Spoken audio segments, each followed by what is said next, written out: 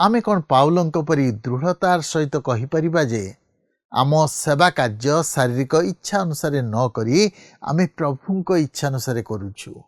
पाउल निश्चित थिले जे तांको सेवा कार्य से निज इच्छा अनुसार करनथिले किंतु ईश्वरंक इच्छा अनुसार करथिले। समस्त आह्वान आसुथिला तथापि से प्रभुंक इच्छा अनुसार कार्य करुथिले। मुगति प्रदीप सेही निराशारे आशा देई ए घोर दुर्दिन काले बंधुर पथ धारे दिए से जे शांति शिखा दिए से जे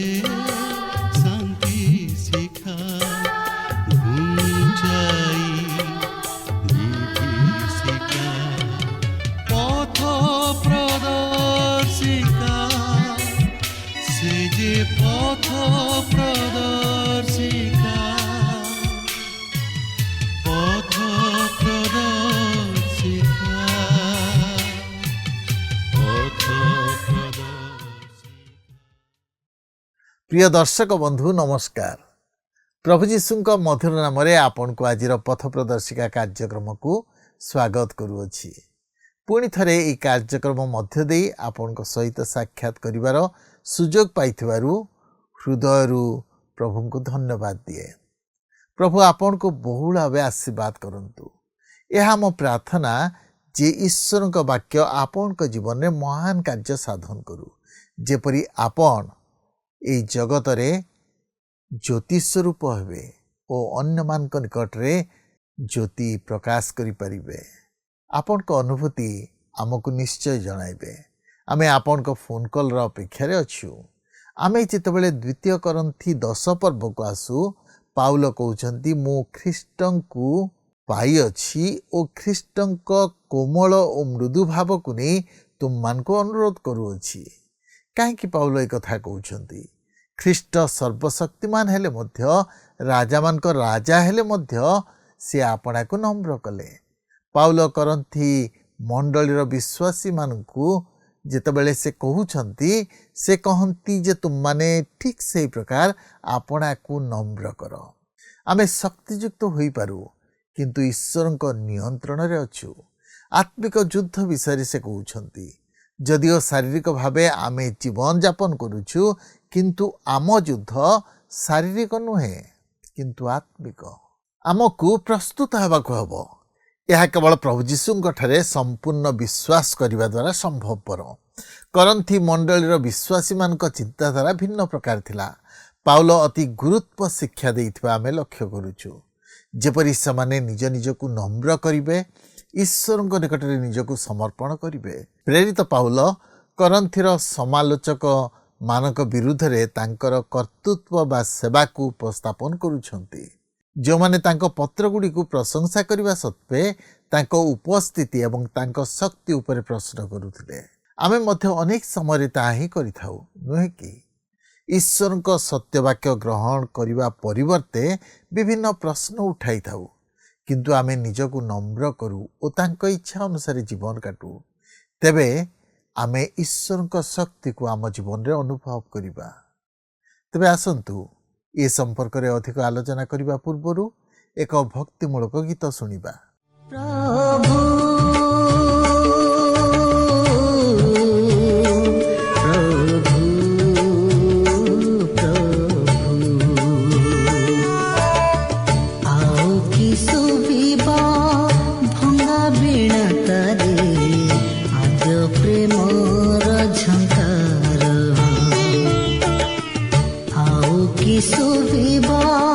भंगा बिना तारे आद्य प्रेम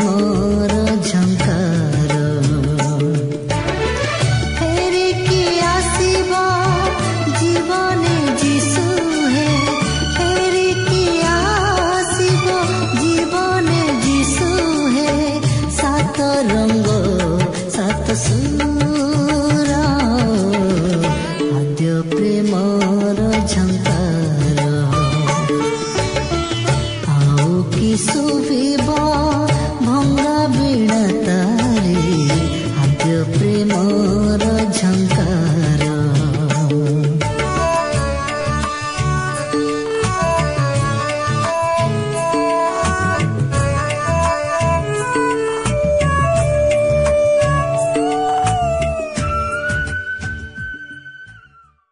ଆସନ୍ତୁ ତାହେଲେ ବର୍ତ୍ତମାନ ଆମେ ପ୍ରଭୁଙ୍କର ବାକ୍ୟ ମଧ୍ୟକୁ ଯିବା।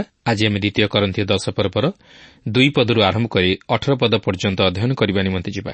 ଏଠାରେ ମୁଁ ଆପଣଙ୍କୁ ସ୍ମରଣ କରାଇଦିଏ ଯେ ଗତ ପାଠରେ ଆମେ ପ୍ରେରିତ ପାଉଲଙ୍କର ପ୍ରେରିତ ପଦର ପ୍ରମାଣ ବିଷୟ ନେଇ ଅଧ୍ୟୟନ କରିଥିଲୁ।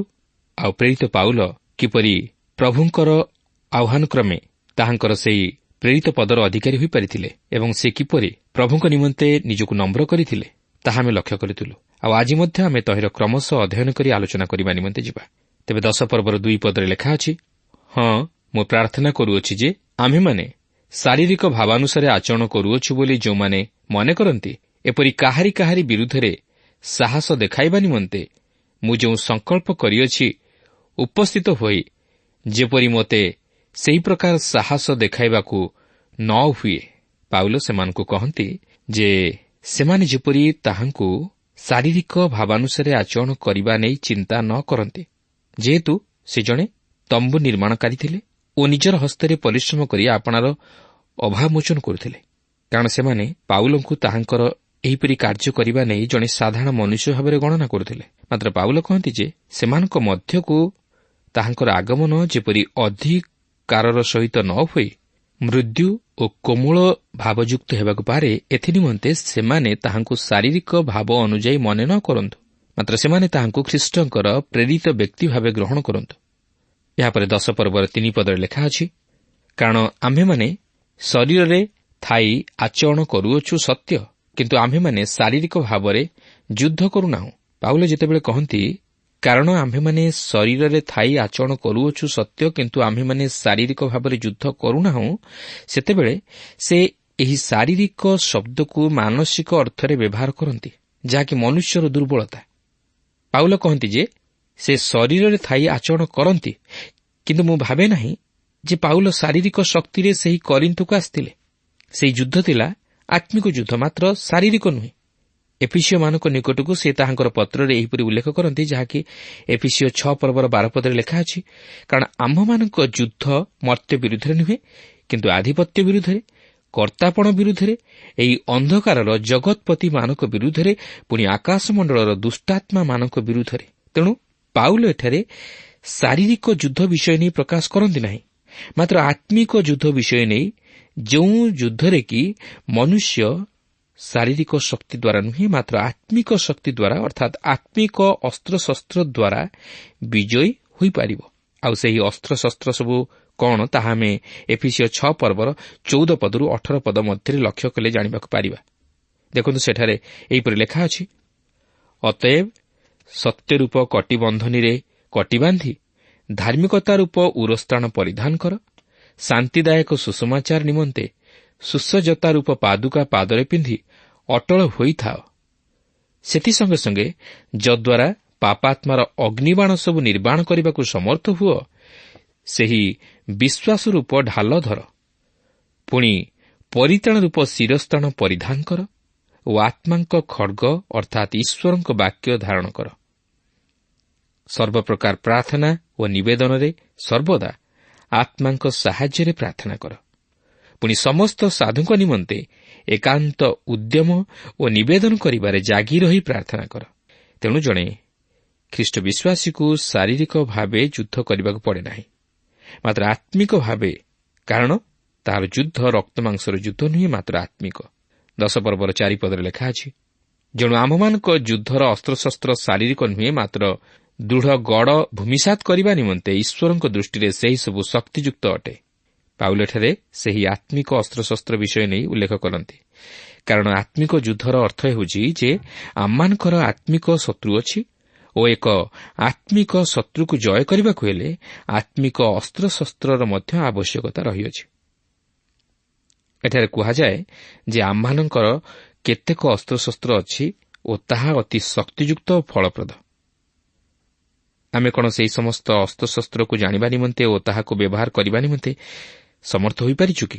ସେହି ଅସ୍ତ୍ରଶସ୍ତ୍ର ମଧ୍ୟରୁ 3ଟି ପ୍ରଧାନ ଅସ୍ତ୍ର ହେଉଛି ଈଶ୍ୱରଙ୍କ ବାକ୍ୟ, ପବିତ୍ର ଆତ୍ମାଙ୍କ ଉପସ୍ଥିତି ଓ ପ୍ରାର୍ଥନା। ଏକ ବିଜୟୀ ଖ୍ରୀଷ୍ଟୀୟ ଜୀବନଯାପନ କରିବାକୁ ହେଲେ ଜଣେ ଖ୍ରୀଷ୍ଟ ବିଶ୍ୱାସୀ ଏହି 3ଟି ପ୍ରଧାନ ଅସ୍ତ୍ରକୁ ବ୍ୟବହାର କରିବା ଆବଶ୍ୟକ ଓ ତାହାକୁ ବ୍ୟବହାର କରି ଜାଣିବା ଆବଶ୍ୟକ। ଖ୍ରୀଷ୍ଟ ବିଶ୍ୱାସୀ ଈଶ୍ୱରଙ୍କ ବାକ୍ୟର ଶକ୍ତିକୁ, ପବିତ୍ର ଆତ୍ମାଙ୍କର ଶକ୍ତିକୁ ଓ ପ୍ରାର୍ଥନାର ଶକ୍ତିକୁ ଜାଣିବା ଆବଶ୍ୟକ। ଏହାପରେ 10 ପର୍ବର 5 ପଦରେ ଲେଖା ଅଛି, ଆମ୍ଭେମାନେ ତର୍କ ବିତର୍କ ସବୁ ଓ ଈଶ୍ୱରଙ୍କ ଜ୍ଞାନ ବିରୁଦ୍ଧରେ ଉତ୍ଥିତ ସମସ୍ତ ଉଚ୍ଚ ବିଷୟ ଭୂମିସାତ୍ କରୁ, ପୁଣି ପ୍ରତ୍ୟେକ କଳ୍ପନାକୁ ଖ୍ରୀଷ୍ଟଙ୍କ ବାଧ୍ୟ ହେବା ନିମନ୍ତେ ବନ୍ଦୀ କରୁ। ଏହି ଆତ୍ମିକ ଯୁଦ୍ଧରେ ଯୁଦ୍ଧକାରୀମାନେ କୃତକାର୍ଯ୍ୟ ହୁଅନ୍ତି, କିନ୍ତୁ ନିଜ ଶକ୍ତିରେ ନୁହେଁ, ମାତ୍ର ଈଶ୍ୱରଙ୍କ ଶକ୍ତିରେ। ଈଶ୍ୱର ସେମାନଙ୍କୁ ଜୟ ପ୍ରଦାନ କରାନ୍ତି। ସେଥିପାଇଁ 2 କରିନ୍ଥୀୟ 2 ପର୍ବର 14 ପଦରେ ଲେଖା ଅଛି, କିନ୍ତୁ ଈଶ୍ୱରଙ୍କର ଧନ୍ୟବାଦ ହେଉ, ସେ ସବୁବେଳେ ଆମ୍ଭମାନଙ୍କୁ ଘେନି ଖ୍ରୀଷ୍ଟଙ୍କଠାରେ ବିଜୟ ଯାତ୍ରା କରୁଅଛନ୍ତି, ଆଉ ସବୁ ସ୍ଥାନରେ ତାହାଙ୍କ ଜ୍ଞାନରୂପ ସୁବାସ ଆମ୍ଭମାନଙ୍କ ଦ୍ୱାରା ପ୍ରକାଶ କରୁଅଛନ୍ତି। ଆମ୍ଭେମାନେ ବିଜୟୀ ନୁହଁ, ମାତ୍ର ଆମ୍ଭେମାନେ ନିଶ୍ଚିତ ଭାବେ କୃତକାର୍ଯ୍ୟ ହୋଇପାରିବା, ଯେହେତୁ ଈଶ୍ୱର ଆମ୍ଭମାନଙ୍କୁ ଜୟ ପ୍ରଦାନ କରାଇବେ।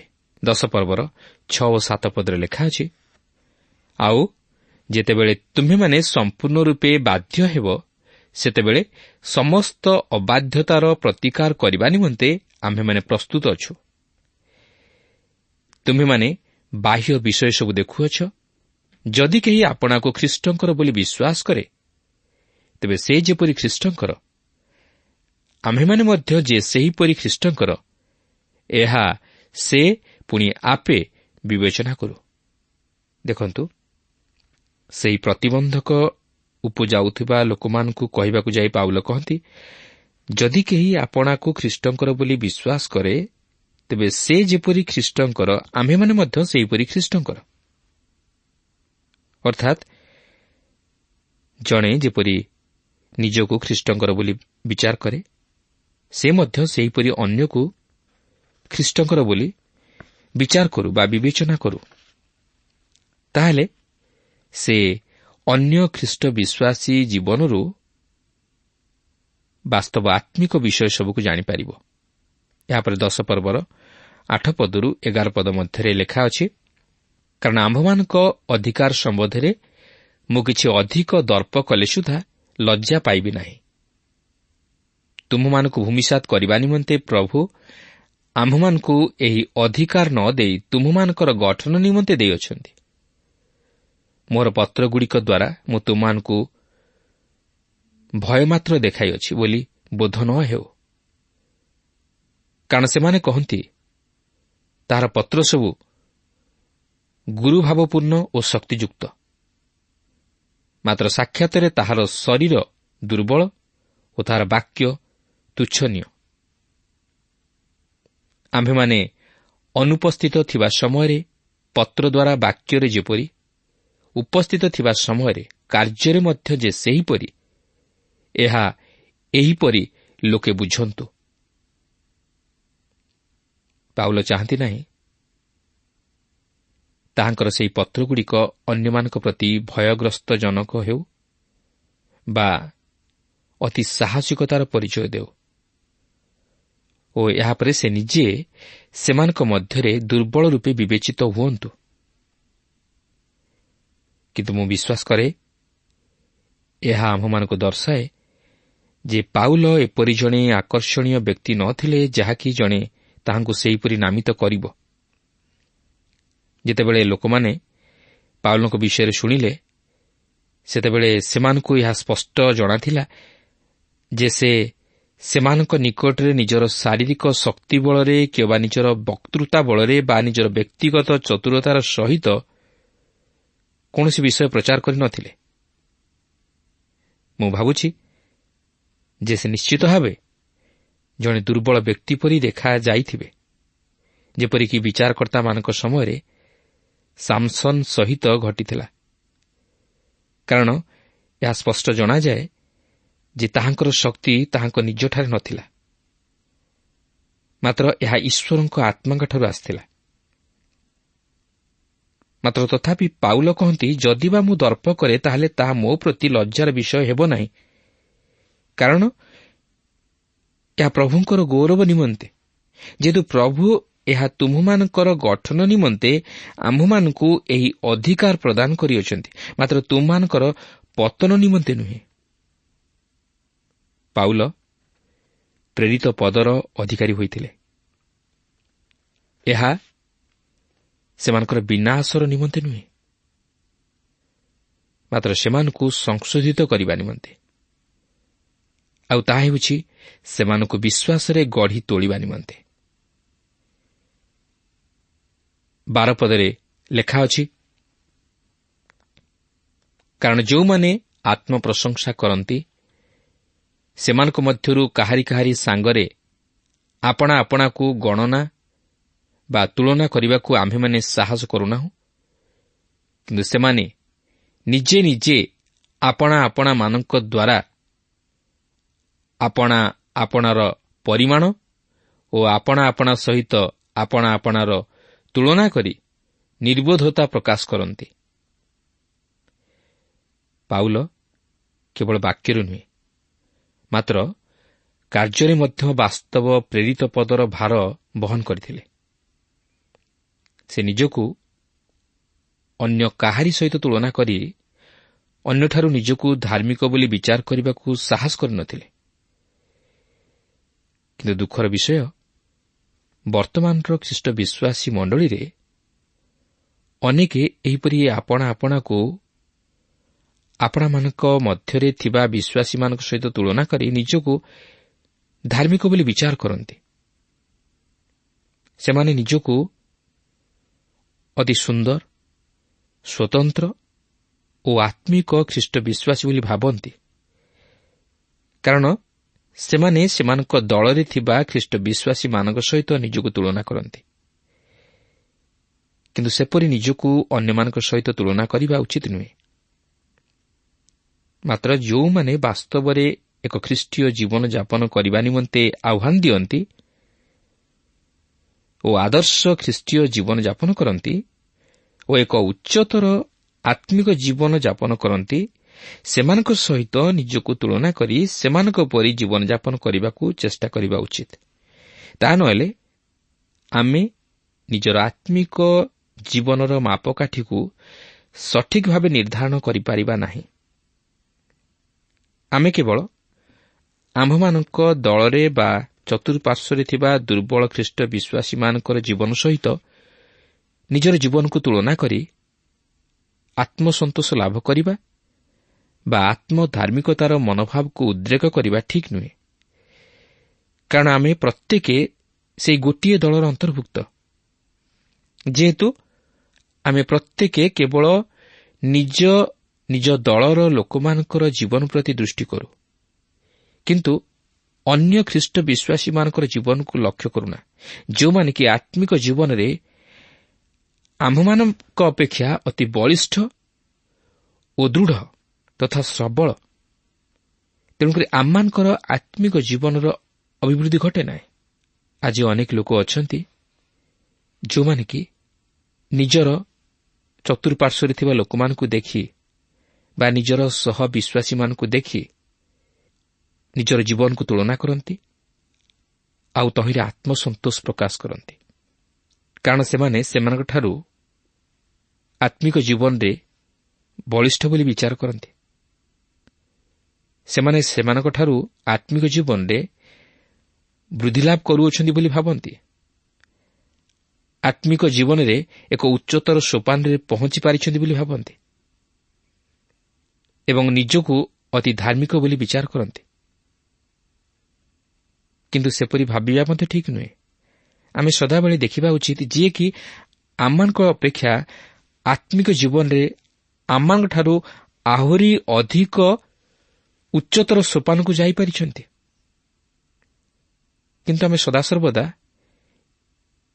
ଏ ପ୍ରକାର ଲୋକମାନଙ୍କ ପ୍ରତି ଆମେ ଦୃଷ୍ଟି କରୁ ଯେଉଁମାନେ କି ଆମମାନଙ୍କ ଅପେକ୍ଷା ଆତ୍ମିକ ଜୀବନରେ ନିମ୍ନ ସ୍ତରରେ ଅଛନ୍ତି।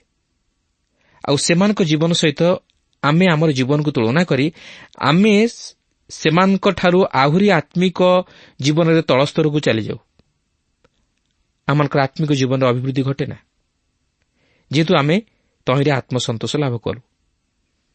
ଆଜି ଅନେକ ଖ୍ରୀଷ୍ଟ ବିଶ୍ୱାସୀମାନେ ଅଛନ୍ତି ଯେଉଁମାନେ କି ରବିବାରର ଉପାସନାକୁ ଯାଆନ୍ତି, ମାତ୍ର ଯେଉଁ ବିଶ୍ୱାସୀମାନେ ପ୍ରତ୍ୟେକ ରବିବାରର ଉପାସନାକୁ ଯାଆନ୍ତି ନାହିଁ, ସେମାନଙ୍କ ସହିତ ନିଜକୁ ତୁଳନା କରି ଭାବନ୍ତି ଯେ ସେମାନେ ବହୁତ ଧାର୍ମିକ, ସେମାନେ ସେମାନଙ୍କ ଅପେକ୍ଷା ଅଧିକ ପ୍ରଭୁଙ୍କର ଏବଂ ଅଧିକ ଆତ୍ମିକ।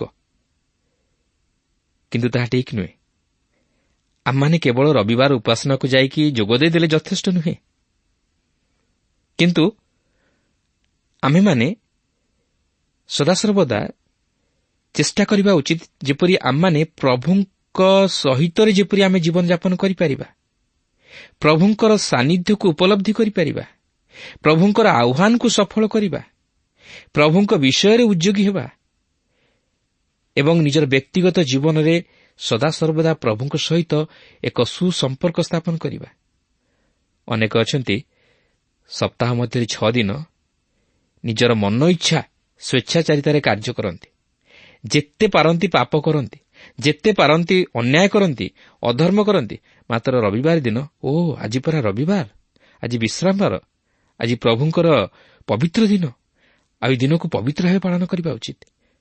ବାସ୍, ଗିର୍ଜାକୁ ଚାଲିଗଲେ, ତାପରେ ଗିର୍ଜାରୁ 2 ଘଣ୍ଟା ପରେ ପଳେଇ ଆସିଲେ, ଗଲା, ସବୁ ଭୁଲିଗଲେ। ପୁଣି 6 ଦିନ ନିଜର ସ୍ୱେଚ୍ଛାଚାରିତାରେ କାର୍ଯ୍ୟ କରି ସେହି ସପ୍ତମ ଦିନ ପୁନର୍ବାର ପ୍ରଭୁଙ୍କର ଉପାସନାକୁ ଆସିଗଲେ।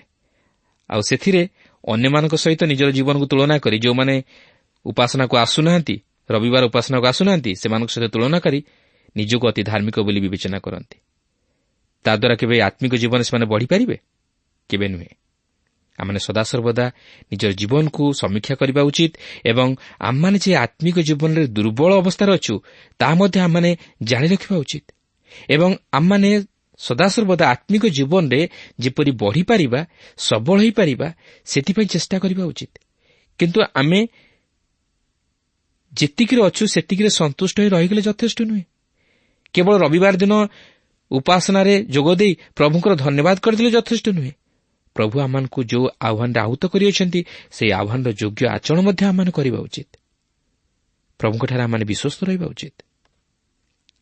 10 ପର୍ବର 13 ପଦରେ ଲେଖା ଅଛି, କିନ୍ତୁ ଆମ୍ଭେମାନେ ସୀମା ଲଙ୍ଘନ କରି ଦର୍ପ କରିବୁ ନାହିଁ, ମାତ୍ର ତୁମେମାନେ ମଧ୍ୟ ଆମମାନଙ୍କ ସୀମାର ଅନ୍ତର୍ଭୁକ୍ତ ହେବା ପାଇଁ ଈଶ୍ୱର ଆମମାନଙ୍କ ନିମନ୍ତେ ପରିମାଣ ସ୍ୱରୂପେ ଯେଉଁ ସୀମା ନିରୂପଣ କରିଅଛନ୍ତି, ସେଥିର ପରିମାଣ ଅନୁସାରେ ଦର୍ପ କରିବୁ। କରିନ୍ଥୀୟ ବିଶ୍ୱାସୀମାନଙ୍କର ଅଭିଯୋଗ ଥିଲା ଯେ ପାଉଲ ସେମାନଙ୍କୁ ସାକ୍ଷାତ କରିବା ପାଇଁ ଆସୁନାହାନ୍ତି। ସେମାନେ କହିଲେ ସେ ଅନ୍ୟମାନଙ୍କ ସହିତ ସମୟ ବିତାଇବେ, ମାତ୍ର କରିନ୍ଥକୁ ଆସି ସେମାନଙ୍କ ସହିତ ସାକ୍ଷାତ କରିବେ ନାହିଁ। ଆଜି ମଧ୍ୟ ଅନେକ ସେହିପରି ପାଳକମାନଙ୍କ ବିରୁଦ୍ଧରେ ଅଭିଯୋଗ କରି କହନ୍ତି ଯେ ପାଳକମାନେ ସେମାନଙ୍କ ଗୃହକୁ ଯାଇ ସେମାନଙ୍କୁ ସାକ୍ଷାତ କରୁନାହାନ୍ତି। ସେମାନେ ଅଧିକରୁ ଅଧିକ ତାହାଙ୍କର ସମୟ ନେବାକୁ ଚାହାନ୍ତି। ମାତ୍ର ଯେଉଁମାନେ ପ୍ରକୃତରେ ତାହାଙ୍କର ସାହାଯ୍ୟ ଆବଶ୍ୟକ କରନ୍ତି, ସେମାନଙ୍କ ନିମନ୍ତେ ସମୟ ଦେବା ଉଚିତ ଓ ପ୍ରଭୁଙ୍କ ବାକ୍ୟରେ ସମୟ ଦେବା ଉଚିତ। ଏହାପରେ 14-16 ପଦ ମଧ୍ୟରେ ଲେଖା ଅଛି, କାରଣ ତୁମେମାନେ ଆମମାନଙ୍କ ସୀମାର ଅନ୍ତର୍ଭୁକ୍ତ ନ ଥିଲା ପରି ଆମମାନେ ଯେ ସୀମା ଲଙ୍ଘନ କରୁଅଛୁ ତାହା ନୁହେଁ। ତେଣୁ ଖ୍ରୀଷ୍ଟଙ୍କ ସୁସମାଚାର ପ୍ରଚାର କରୁ କରୁ ଆମମାନେ ତୁମମାନଙ୍କ ପର୍ଯ୍ୟନ୍ତ ସୁଦ୍ଧା ପ୍ରଥମେ ଯାଇଥିଲୁ। ଆମମାନେ ପରିମାଣ ଅତିକ୍ରମ କରି ଅନ୍ୟର ପରିଶ୍ରମ ବିଷୟରେ ଦର୍ପ କରୁନାହୁଁ, ମାତ୍ର ତୁମମାନଙ୍କ ବିଶ୍ୱାସର ବୃଦ୍ଧି ସଙ୍ଗେ ସଙ୍ଗେ ଆମମାନଙ୍କ ପରିମାଣ ଅନୁସାରେ ଆମ୍ଭମାନଙ୍କ କାର୍ଯ୍ୟ ତୁମମାନଙ୍କ ଦ୍ୱାରା ଯେପରି ଅଧିକରୁ ଅଧିକତର ବିସ୍ତାରିତ ହେବ, ପୁଣି ଆମ୍ଭେମାନେ ଅନ୍ୟର ସୀମା ମଧ୍ୟରେ ତାହାର କୃତକର୍ମ ବିଷୟରେ ଦର୍ପ ନ କରି ତୁମମାନଙ୍କ ପରବର୍ତ୍ତୀ ଅଞ୍ଚଳମାନଙ୍କରେ ଯେପରି ସୁସମାଚାର ପ୍ରଚାର କରିପାରିବା, ଏହା ଭରସା କରୁଅଛୁ। ପାଉଲ ସେମାନଙ୍କୁ କହନ୍ତି ଯେ ସେମାନେ ସେମାନଙ୍କ ନିକଟକୁ ପ୍ରଥମ ଯାତ୍ରା କରିବାର ବିଷୟକୁ ସ୍ମରଣ କରିବା ଉଚିତ। ସେ ଥିଲେ ପ୍ରଥମ ବ୍ୟକ୍ତି ଯିଏକି ସେମାନଙ୍କ ନିକଟକୁ ସୁସମାଚାର ଆଣିଥିଲେ ଓ ସେ ତାହା କରିବା ନିମନ୍ତେ ଅନେକ ଦୂର ଯାତ୍ରା କରିଥିଲେ। ସେ ସେମାନଙ୍କୁ କହନ୍ତି ଯେ ତାହାଙ୍କର ଆହ୍ୱାନ କେବଳ ଗୋଟିଏ ମଣ୍ଡଳୀରେ ପାଳକ ହେବା ପାଇଁ ନୁହେଁ, ମାତ୍ର ଜଣେ ପ୍ରଚାରକ ଭାବେ ଅନେକ ମଣ୍ଡଳୀ ସ୍ଥାପନ କରି ଖ୍ରୀଷ୍ଟଙ୍କ ନିମନ୍ତେ ଅନେକ ମଣ୍ଡଳୀ ସ୍ଥାପନ କରିବା ଉଚିତ। ସେ ଅନ୍ୟ କାହାରି ମୂଳଦୁଆ ଉପରେ କେବେ ହେଲେ ମଣ୍ଡଳୀ ସ୍ଥାପନ କରିନାହାନ୍ତି, ମାତ୍ର ନିଜେ ସୁସମାଚାର ପ୍ରଚାର ମାଧ୍ୟମରେ ମଣ୍ଡଳୀ ସ୍ଥାପନ କରିଅଛନ୍ତି। ଏହାପରେ 17-18 ପଦରେ ଲେଖା ଅଛି, କିନ୍ତୁ ଯେ ଦର୍ପ କରେ ସେ ପ୍ରଭୁଙ୍କଠାରେ ଦର୍ପ କରୁ, କାରଣ ଯେ ନିଜର ପ୍ରଶଂସା କରେ ସେ ପରୀକ୍ଷା ସିଦ୍ଧ ନୁହେଁ, ମାତ୍ର ପ୍ରଭୁ ଯାହାର ପ୍ରଶଂସା କରନ୍ତି ସେ ପରୀକ୍ଷା ସିଦ୍ଧ। ପାଉଲ କରନ୍ଥୀୟ ମଣ୍ଡଳୀର ଖ୍ରୀଷ୍ଟ ବିଶ୍ୱାସୀମାନଙ୍କୁ କହନ୍ତି ଯେ ଈଶ୍ୱର ତାହାଙ୍କୁ ଯାହା କରିବା ନିମନ୍ତେ ଆହ୍ୱାନ କରିଅଛନ୍ତି ସେ ତାହା କରୁଅଛନ୍ତି। ସେ ଜଣେ ପ୍ରଚାରକ ଭାବେ ଆହ୍ୱାନପ୍ରାପ୍ତ ଓ ତାହା ହିଁ ସେ ସାଧନ କରୁଅଛନ୍ତି।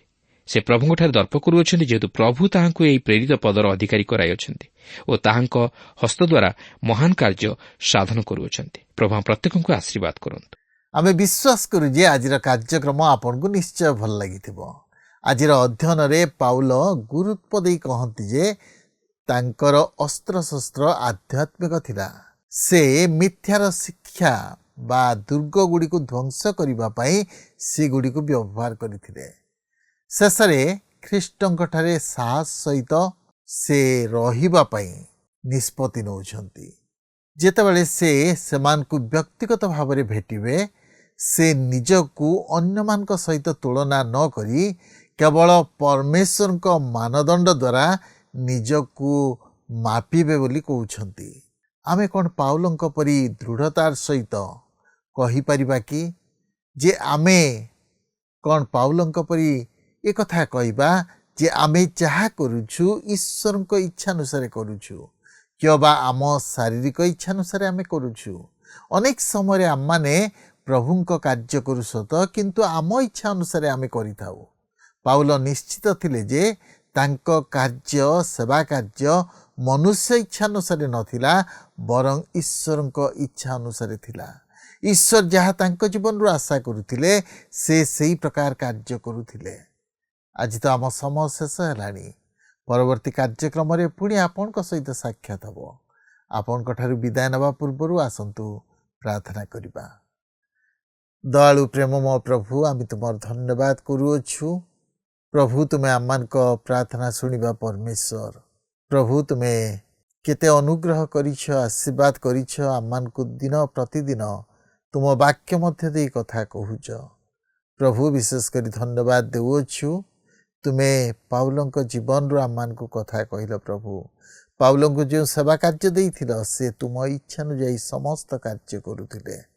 ପ୍ରଭୁ, ସେଥିପାଇଁ ଆମେ ତୁମର ଧନ୍ୟବାଦ କରୁଅଛୁ। ଆମମାନଙ୍କୁ ସେଇ ମନ, ସେଇ ଆତ୍ମା ଦିଅ ପ୍ରଭୁ, ଆମେ ଯେପରି ତୁମ ଇଚ୍ଛା ଅନୁଯାୟୀ କାର୍ଯ୍ୟ କରିବୁ। ପ୍ରଭୁ, ତୁମ ନିକଟରେ ନିଜ ନିଜକୁ ସମର୍ପଣ କରୁଛୁ। ଆମ ପ୍ରତ୍ୟେକଙ୍କୁ ତୁମେ ଆଶୀର୍ବାଦ କର। ତୁମେ ଆମମାନଙ୍କ ପ୍ରାର୍ଥନା ଶୁଣିଲ, ଉତ୍ତର ଦେଲ ବୋଲି ଧନ୍ୟବାଦ ଦେଇ ଏହି ପ୍ରାର୍ଥନା ପ୍ରିୟ ଯୀଶୁଙ୍କ ନାମରେ ମାଗିଲୁ, ଆମେନ୍। ବହୁତ ବହୁତ ଧନ୍ୟବାଦ। ପ୍ରଭୁ ଆପଣଙ୍କୁ ଆଶୀର୍ବାଦ କରନ୍ତୁ। ଗତ ପ୍ରଶ୍ନର ଉତ୍ତର ହେଲା ଏ ହୃଷ୍ଟଚିତ୍ତ ଦାତାଙ୍କୁ। ଆଜିର ପ୍ରଶ୍ନଟି ହେଲା, ଆମେ କାହାଠାରେ ଦର୍ପ କରିବା ଉଚିତ?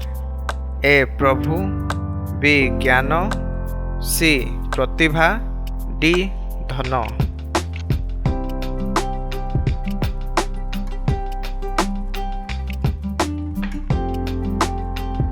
এই প্রশ্নর উত্তর আসন্তাকালি সন্ধ্যা 6টা মধ্যে option A, B, C, D মধ্যরু সঠিক উত্তর বাছি আপনার নাম ও সম্পূর্ণ ঠিকনা সহিত 9777221415 ফোন নম্বরে SMS কিংবা WhatsApp দ্বারা জଣାଇବାକୁ ଅନୁରୋଧ।